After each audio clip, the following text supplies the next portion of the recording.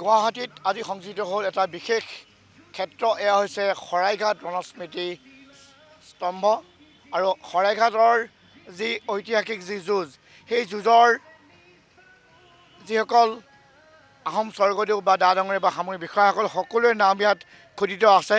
সাঁচিপাতৰ পুথিৰ পৰা লোৱা 132গৰাকী লোকৰ নাম ইয়াত সংযোজিত হৈছে। এয়া হৈছে মুখ্যমন্ত্ৰী ডক্টৰ হিমন্ত বিশ্ব শৰ্মাই আজি মুকলি কৰা শৰাইঘাট ৰণস্মৃতি স্তম্ভ।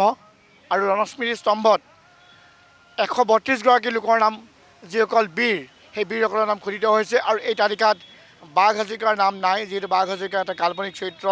গতিকে তাৰ বিপৰীতে 132গৰাকী বীৰ, তেখেতসকলৰ নাম খোদিত হৈছে। মই কেমেৰা পাৰ্চন অতুল বৰাঙে দেখুৱাব সুন্দৰ এক পৰিৱেশ, গুৱাহাটীবাসীৰ বাবে এক নতুন ক্ষেত্ৰৰ সংযোজন। এয়া হৈছে ব্ৰহ্মপুত্ৰৰ পাৰত পূৰ্ণাদি উপায়ুক্তৰ কাৰ্যালয় আছিলে, সেই কাৰ্যালয় থকা স্থানত। আৰু ইয়াত যি